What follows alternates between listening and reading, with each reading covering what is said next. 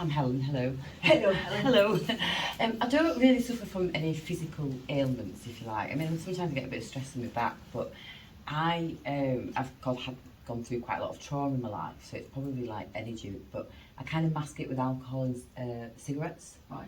So I don't know if there's anything sort of like Addiction. yeah, so Right, it's okay. trapped that might need releasing. Oh, Because I think I cope with things quite well, but clearly, a bottle of wine later, it's like, yeah, actually, I cope really well with all these things. I don't get depressed or anxiety or anything like that. I'm quite a positive person, but Yeah. I think through the things that I've gone through in my life, it would be probably one of the reasons why I smoke and I drink quite a lot. I mean, I could be wrong, but Yeah.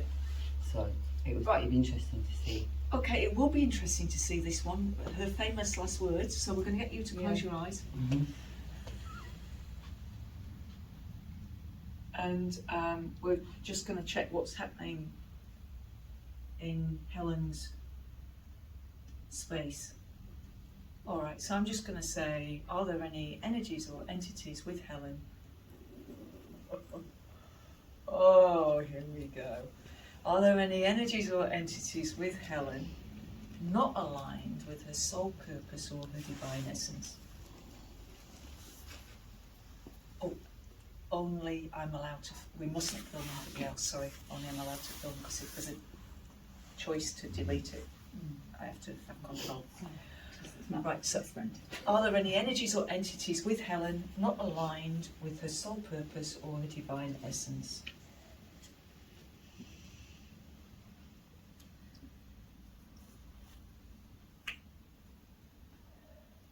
Are there any energies or entities with Helen not aligned with her soul purpose or her divine essence? Are there any energies or entities with Helen not aligned with her soul purpose or her divine essence? And if there are, please make the sensation stronger.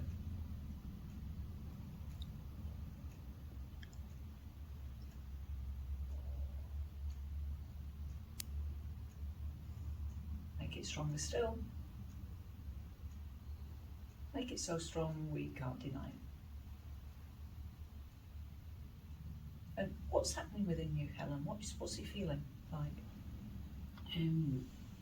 It's got a bit twitch in my eye, but that's about it. Yeah, that's what we were waiting for, the twitch in the eye. All right, so I'm just going to say a question and I want you to just spit out the answer, whatever comes out. How long have you been with Helen?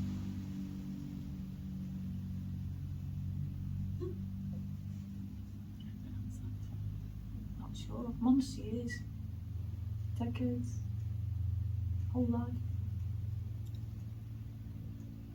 My head's getting quite hot, but I don't feel an answer to that. All right, okay, cool. If you did feel an answer to blurt out, how long have you been with Helen? Years. How many years? 10. How many of you are there with her? 3. And what first attracted you into her space? Helen. You love her. Is that right? Yes. All right. So one of the spirits that's with Helen is female, and this female spirit absolutely loves you. Yeah. Yeah, so let yourself feel her now. She's in your space, protecting you from the other two. Right. Right, the other two haven't got your best interests at heart. And when they're around, they will hop into Helen's head and say, it's been an awesome day, you deserve a drink. It's been a terrible day, you deserve a drink. Yeah? So when a spirit, when one of us, we're spirits in bodies, when we get addicted to alcohol, the time comes for us to move through into heaven. There's no alcohol in heaven. And so there's a tendency to stay earthbound. I know this well because my dad was the publican of the Rockingham Arms just up the road in Towton. You know that pub? That was my dad's pub. And he liked his booze. And so when it comes time to go into spirit world, well, that's not heaven if there's no booze, is it? You know. So they stay earthbound. They've got to find somebody that likes a drink. but they might not be with you all the time. If they were with you all the time, you'd be out and out on the streets, drunk, yeah? But they'll just hop in, but they'll hop in and say, "Oh, you deserve us."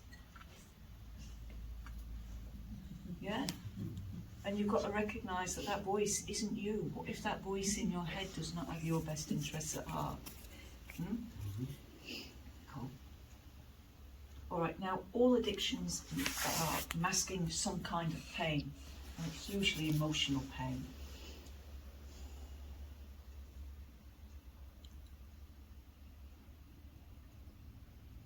And so we've got two things to do. We're going to get out of Helen's space the two spirits that really shouldn't be in there. Sometimes we have a bit of a battle getting them out, but these two are looking really sheepish, really guilty, and it's like, yeah, we know we've done wrong, we're out of here. Sorry, ma'am, you know, clear off your buggers. All right.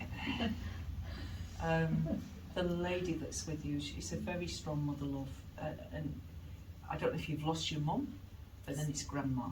Well, there's a grandma and a sister. Yeah. Awesome. Now, when did you lose your sister? How long ago? March this year. Oh.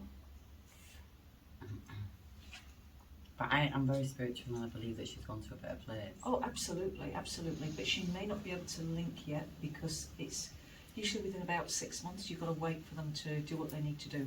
When they first die, the first 2 weeks they're passed over, it's really clear to connect with them. Yeah. Then it's like they disappear. They've got to go Do the thing.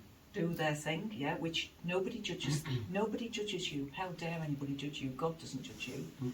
But you judge yourself. You do your own judgment day, if you like, and you decide what you did well, what you didn't do well, and then you start trying to put things right and with as much care and attention as you can.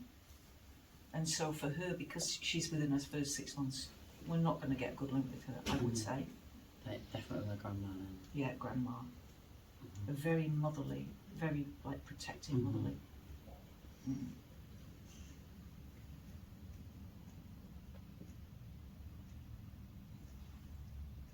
God bless, God bless.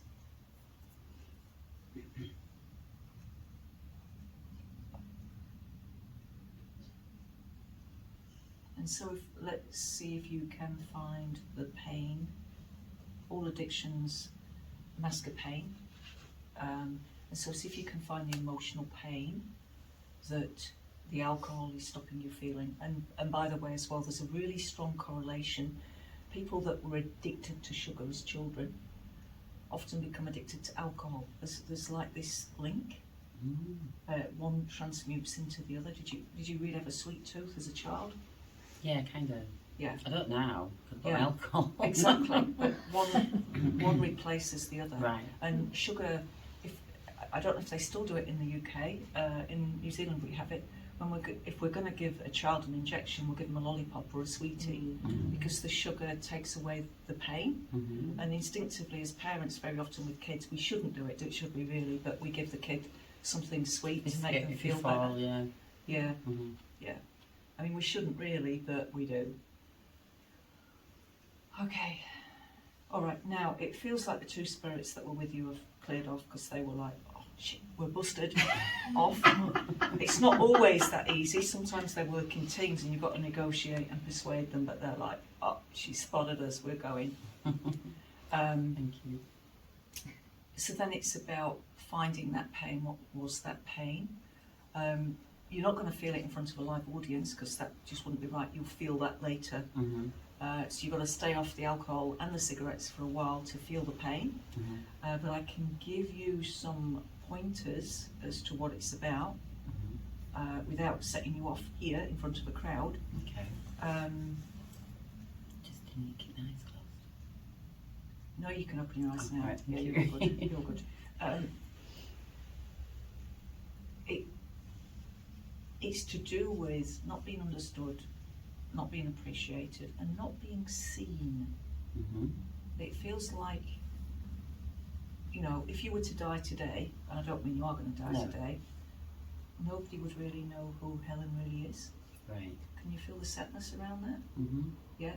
And that's partly because of past pain. You've kept people at a distance. You've not let your self really express who you are. Right. So we can't blame other people for that, but there's something for you to reconcile Okay. within you around that. Mhm. Yeah, cool. Thank you. How are you feeling? Good. Yeah, awesome.